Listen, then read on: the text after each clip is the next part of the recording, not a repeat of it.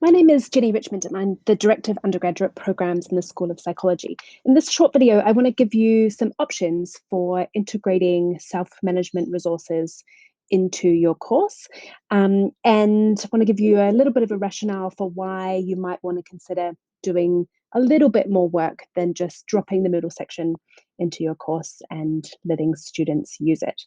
So I've been using the self-management Moodle section that Professor Jackie Cranny created a few years ago for a couple of years now.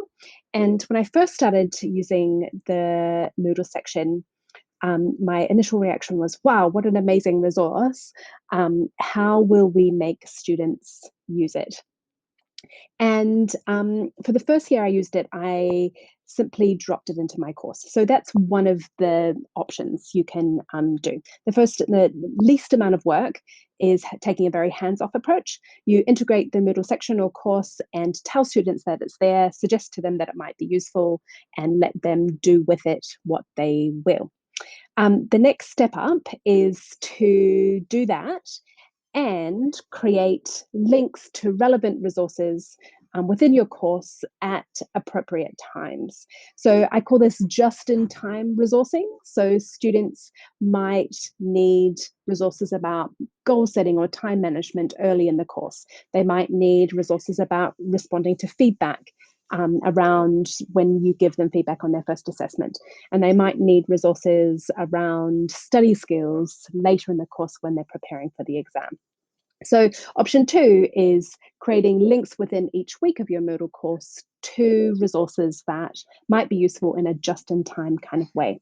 And then the third option that requires a little more work is really integrating the development of self-management skills into the curriculum. And that involves doing the first two steps, as well as integrating activities into lectures or tutorials and labs. So I want to show you a little bit of data from one of my courses to help hopefully convince you that you might want to do at least option two, if not option three, rather than just option one. So this data comes from my big second year course, um, and I used the self-management Moodle section in this course in 2019. I used it in 2018 as well in a just drop it in and let students do what they want with it kind of way. But I noticed in 2018 that students didn't really engage with most students didn't really engage with the resources. So what I did last year was a just-in-time kind of approach. So within certain weeks, I linked to certain resources that I thought would be relevant at that time. And so there were five different kinds of resources that I linked to.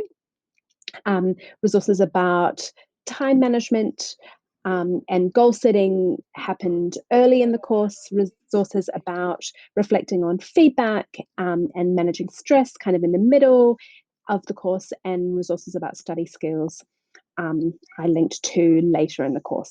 And so you can see that this is the number of students that engaged with each kind of resource um, compared to all of the other resources that I didn't link to in a just-in-time kind of way. So in the version of the Moodle section that I was working with in 2019, there were 64 resources in total. And you can see that the pink dots and the green dots relate to time management and goal setting earlier in the course. And we got almost more than 2/3 of students engaging with those resources. You can see that the resources around reflection and stress that we linked to in kind of in the middle of the course, we got around about half of the students, but a little bit less of half of the students engaging with those resources. And unfortunately, the resources about study skills that we linked to in week 10 didn't get very much engagement at all. So this tells you that this data suggests that linking to resources in a just-in-time kind of way gets much more engagement from students than just plopping the whole section in your course and letting students go for it, right? So all of these resources that get around about zero engagement, they didn't have any links within the weeks. It was only the ones that stick up above that that were linked to in the each week. So This data suggests that you might want to go for more than option one. At least pull out some relevant links and link them into the weekly structure of your course to get more engagement. This plot suggests that you might want to do more than option two. So option two is just-in-time resources, but the fact that the goal setting and scheduling time resources, which we linked to early in the course, got much more engagement than the assessment, feedback, and reflection and stress that we linked to in the middle, which got much more engagement than the study strategies and feedback related resources that we link to later in the term, suggest that resource use declines across the term as students become more overwhelmed with assessment and other demands. They are less likely to proactively engage with these resources, suggesting that it might be a good idea to consider, even though study skills are obviously super relevant in week 10, they just don't have the mental headspace to proactively engage with resources when they need them. So this plot showing that resource use declines across the term suggests that you might like to think about option three, particularly when it comes to resources related to study skills that are super relevant later in the term.